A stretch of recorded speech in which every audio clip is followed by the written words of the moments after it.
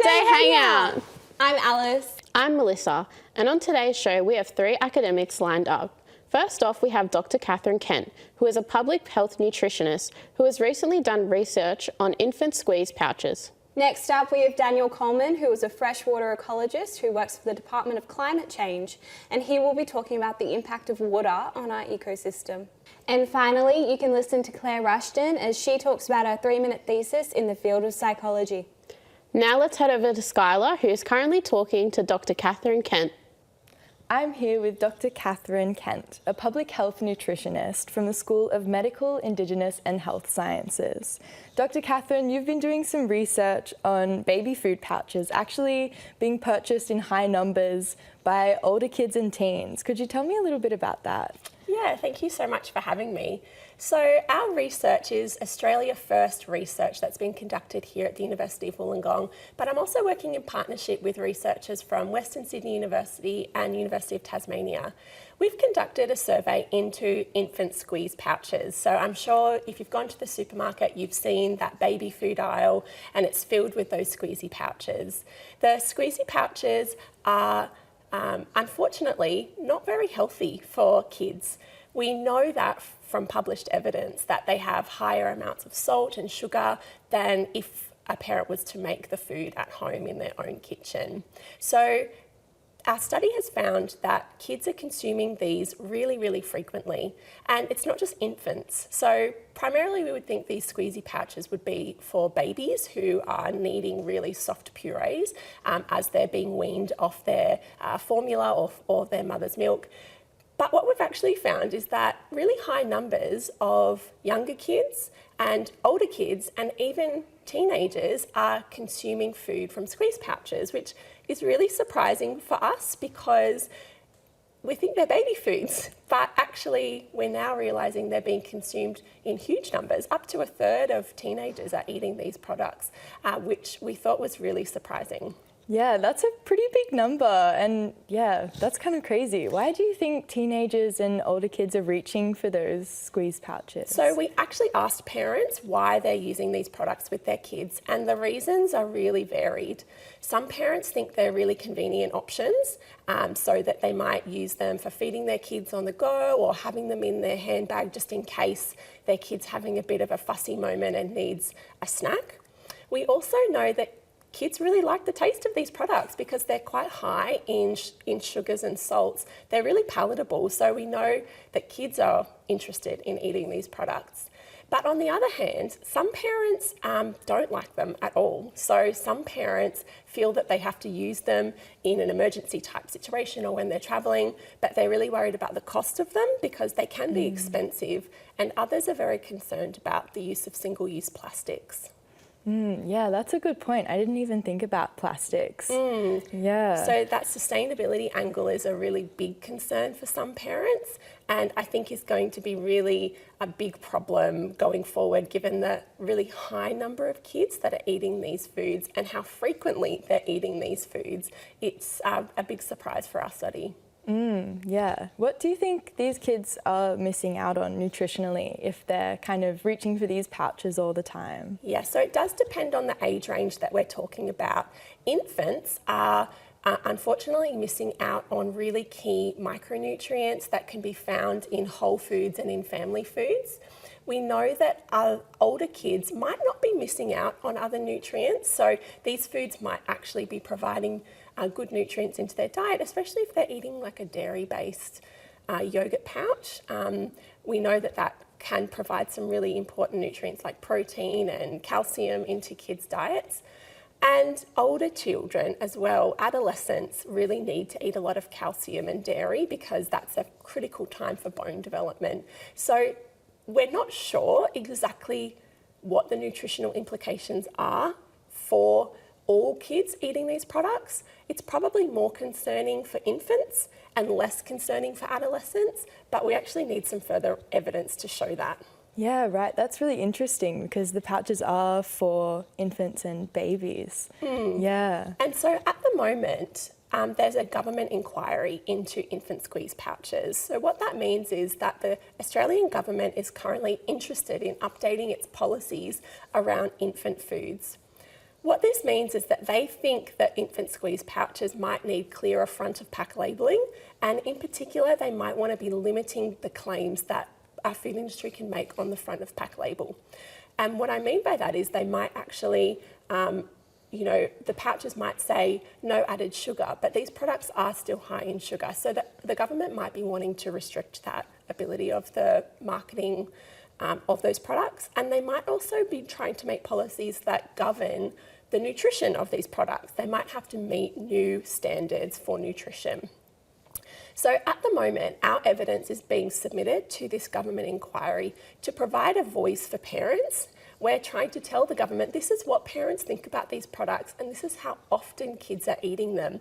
And we hope that that will inform some new policy changes that make these products healthier and less misleading with their front of pack claims, so that if parents are choosing these products for convenience and on the go feeding, which we know they're going to, that when they are choosing these products, they actually are healthier and they know about the potential role that they can fill in children's diets.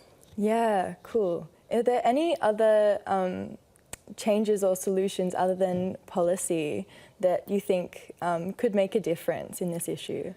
Beyond policy, we really need some wider education campaigns around what squeeze pouches are, what is in the squeeze pouches, and what role they should be playing in your children's diets, in particular for infants. I think parents choose these products because they're convenient and they think they're healthy, but that might not always be the case. So better education coming from public health nutritionists like myself can really help parents make healthier choices for their children if they're adequately informed. So that will be an important next step as well. Yeah, cool. Was there anything else that you wanted to add? No, that's it. Awesome. Thanks so much for joining us today, Katherine. Thank you so much. You can read Dr. Kent's research report, My Children Have Them 5 Days a Week, the use of infant squeeze pouches in Tasmanian children. Next up, Sienna will be talking to Daniel Coleman about the impact of water in our ecosystems. Hi, I'm Sienna Wallace and I'm here today with Daniel Coleman. Hi Sienna, my name's Daniel. I am a freshwater ecologist and I work for the Department of Climate Change, Energy, Environment and Water. Thank you for coming in today. Can you tell me a bit about your role and what you do? Yeah, so I work across like a range of fields in the water management and my main priority is to look at how river flows affect animals that live in, waterways, floodplains, flowing into the coast, into estuaries. So that can range from frogs, insects, turtles, fish, crayfish, all sorts of animals. I really love my job. It's great. Yeah, it's perfect. So can you tell me a bit about what you're doing currently for, let's say, stream frogs? Yeah, so we're kind of branched out pretty recently into frogs. And so we're looking at what kind of flows frogs need. And there's a lot of frogs in New South Wales that will just live in like a pond, in your frog pond or in a dam. But we're really interested in those frogs that live in the river. And they're using flowing habitat, so particularly, your traditional stream where you've even got them on campus here, you've got flowing water through and the frogs will actually live in those environments and they'll lay their eggs in the flowing water. Yeah. And so we're trying to figure out how important that flowing water is for their reproductive life cycle and make sure that they're there into the future. So does there have to be, with the conditions, like certain speeds, certain temperatures, stuff like that? Yeah, well, that's what we are trying to figure out. And definitely there's been a few studies on a subset of species that know that, this particular one, for example, it's called the giant barred frog. It's quite a big, beautiful looking stream frog. And it will come from the forest when it's raining. It'll come down into these cobbly sections of the river where the water is flowing and it'll pick these little high velocity flowing patches and it'll lay its eggs in there. And, once they hatch, the eggs kind of deposit and flow down into the deeper pool and they can grow there for about 12 months. Yeah. What are their current threats and what are you guys trying to work on? Yeah, when it comes to animals that live in rivers, they are the most threatened group on Earth. So anything that lives in fresh water is particularly threatened. But it's always this mixture of threats. It's not just one thing. So for frogs, there's actually a bacteria that originated from, I think it was South Africa, and it's in Australia now, and that's actually caused a lot of issues with frogs. But then you throw on top of that pollution, reduced flows from drought, Yeah. loss of habitat, and all these things kind of combine. So it's never really one thing, but we're trying to do, from our side of things, get the flows right. Yeah. And then, other people that manage land and other things can and try and manage those side things as well. Yeah. Is there like protective laws against the land use? There is, and they vary through times. There's been a bit of a lapse in some of them.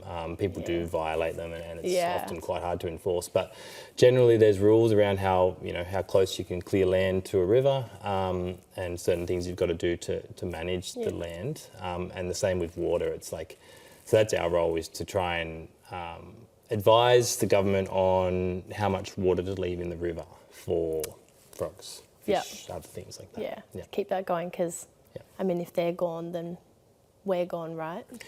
Well, yeah, I mean, it's a bit of a mixed thing. Like, we need water. We need water to grow fibres like cotton. We need water to grow food.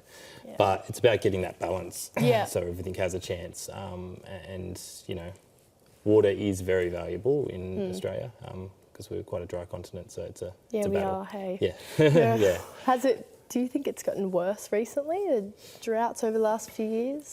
Yeah, so we've been analysing river flows based on the period of record that we've got. Sometimes it's back to the early 1900s, other times it's not. And there definitely is a trend of reduced flows, even down the south coast, which we think of as quite wet more often. But flows tend to be reducing. Although, in saying that, the last few years have probably been the wettest on record. So it's a bit of a blip.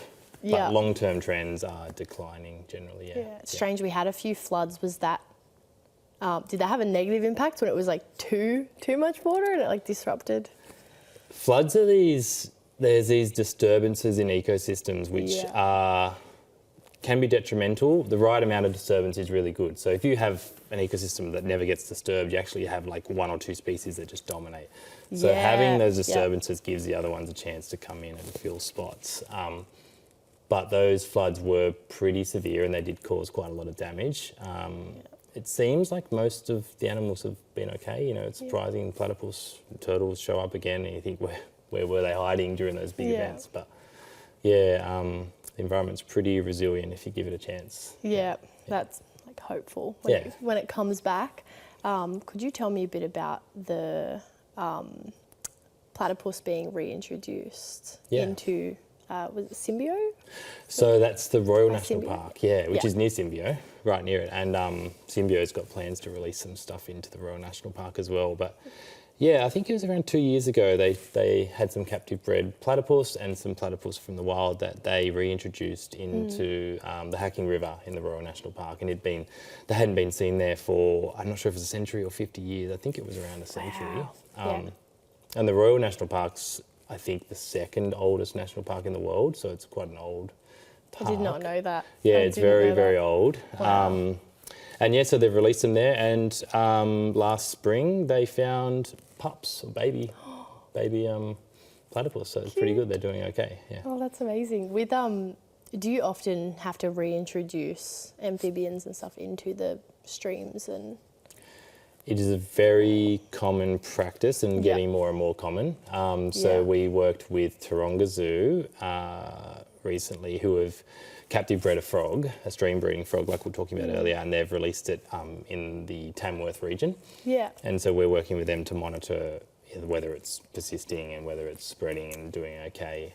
So we often work with those people that will breed them, like the zoos and those conservation foundations, and then we kind of help do our side of things just as a as a team. So and you just have to make sure, I'm guessing, that they're not like stressed or they're okay in that environment, that they're like nesting well and all of that. Pretty much. It's like, they've released them. Are they surviving? Are they doing okay? So it's going back and monitoring to see if everything's working out, and if it's not working out, why, and can something change? Was it the wrong side, or are the threats still there for the reason that the frog was gone in the first place? Yeah. With back to pollution that we were talking about earlier, have you noticed like a gain in pollution, or?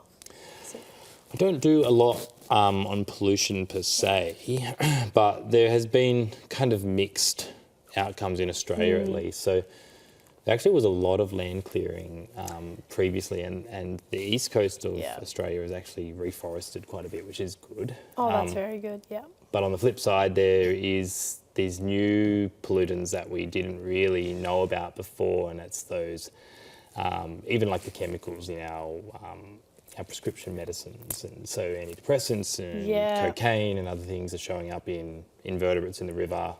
The spiders eating the invertebrates. The spiders have doses of antidepressants within them. The birds eat the spiders. That's and the whole food chain has these pharmaceuticals within them from our urine and feces going through our water treatment and stuff like that. So there's all these new ones, and then you've got like all these microplastics and stuff. Yeah, so I think we're getting better at cleaning up the bigger pollutions, but then there's all these small things that are getting through. It's hard to track. And hard to clean. Because it's quite new as well. Maybe personal opinion. Do you know what these pollutants could do for, say, the spiders and the birds and all of that with the antidepressants? And it is very new. So I'm not aware of any research that's actually figured out what the impact is on them yet. So, it's a bit too early to say. I mean, I know there's been some stuff on animals and narcotics before, but I think that's quite high doses where we're talking about little smaller doses. But I'd imagine there would be behavioural changes for the higher order animals, like, the birds and the mammals. But it's horrible, but it's interesting at the same time. Can you tell me anything about the microplastic pollution that they found in our water recently? Yeah, so that's what they call PFAS, which is essentially, tiny fragments of plastic and other particles coming out of the inorganic materials that we make as a summary, and it comes out of fire retardants and stuff like that too. And it's common across the globe, so it's not just an Australian problem, but it is a problem. It's been linked to cancer and other human illnesses, so it is a concern to be in the drinking water, and it's hard to filter out. It's expensive, like it can be done, but filtering out PFAS is quite expensive, and so that's where the problem is. So I guess figuring out a way to clean the water for PFAS in particular is probably going to become more important, because it is pretty prevalent in our environment and in our waterways now, unfortunately. And very important. Water's kind of, as you were saying earlier, the basis. Pretty much everything. Water's very important. Yeah, and that's like a human consideration. We don't even know what it does to the environment, but it's definitely been linked to some bad things for humans. I really enjoy finding those knowledge gaps in what we don't know and trying to do stuff to answer those questions. And I really enjoy, understanding what makes animals tick and what they need, but also trying to make sure that it's relevant to something that can protect them and help them as well. It's finding that middle ground. And it's not easy sometimes, but it's majority of the time it's enjoyable. Because I'm passionate about it. So and when you find something that helps either humans or, say, animals, it would be rewarding. It'd be very rewarding. And even finding out new things about animals. Like last year we got the first video recording of the endangered man-eater and turtle mating. And that was really awesome. And just little things like that, seeing these natural things, the turtles waving their arms and, trying to breed on camera is really cool. Very cute. Well, thank you so much for coming in. You're welcome. Thank you. Thank you. I'm Sienna Wallace, and that was Daniel Coleman. Last year, Clare Rushton was a finalist in the 3-minute thesis competition. She presents it now. Now, we all know that substance use research is a hot topic. We've seen the ads, read the warnings on the bottles, and we've all got a pretty good idea about the impact that drinking and drug use can have on our health. We also know that many people need support to help manage these addictive behaviours. But alongside every person with alcohol or drug use difficulties is a parent, a sibling, a friend, maybe a partner and a child, all of whom are deeply worried about their loved one. Are they going to be drunk or high when I get home? How much debt are we in? Have they had a run-in with the law? Or are they dead? In my work as a psychologist in alcohol and drug services, I often hear families speak about the constant worry, anger, the fears for their safety, and this feeling of unpredictability, like walking on eggshells, while just trying to get on with their day-to-day life. And underneath all of this is the guilt and shame. I failed, this is my fault. So while we need to continue improving services for people who use drugs, it's become really clear to me that families experience significant and enduring harms to their mental and physical well-being, and they've largely been neglected from services and support. Theories like codependency suggest that the family is part of the problem, and this adds to the stigma and shame and really stops families from reaching out for help. And what about those people who do seek help? So I conducted a systematic review looking at the effectiveness of treatments for families independent of the person that uses drugs or alcohol. And the good news is that treatments seem to work. I found reductions in depression and distress and increases in coping skills among families after participation in either a group or a one-on-one treatment program. However, the research conducted to date is very limited. Australian research is particularly scarce. It also predominantly focuses on the ways that families have suffered, rather than looking at how best we can actually support their needs. So in response, we recently finished a trial in partnership with Smart Recovery, one of the biggest addiction peer support organisations in the world. So this was the first study evaluating Smart's group program for Australian families, and we found really promising results. People valued the treatment and spoke about the difference that it had made to their lives. So we'll also be conducting the first large-scale national survey of affected families. I aim to find out just what it's like to care for someone with drug use in Australia, what support the families might have accessed, and any barriers that they found in getting help. We'll also be looking not just at the challenges, but asking about their coping strategies and the role of resilience, the personal strengths that I see in the families that I work with. So this research will paint a picture of affected families in Australia and will help develop treatment for families through ongoing collaborations with addiction services. Affected families have endured stigma and burden and have been left out of the conversation. It's about time they were listened to, respected, and supported as a population in their own right. Wasn't that great to hear from those academics? Especially about the frogs, that was really interesting. Yes. Thank you for joining us on Hump-Day Hangout. I'm Melissa. I'm Alice. And we'll see you next week. But not us. Someone else. We don't know who. Bye. But they'll be here.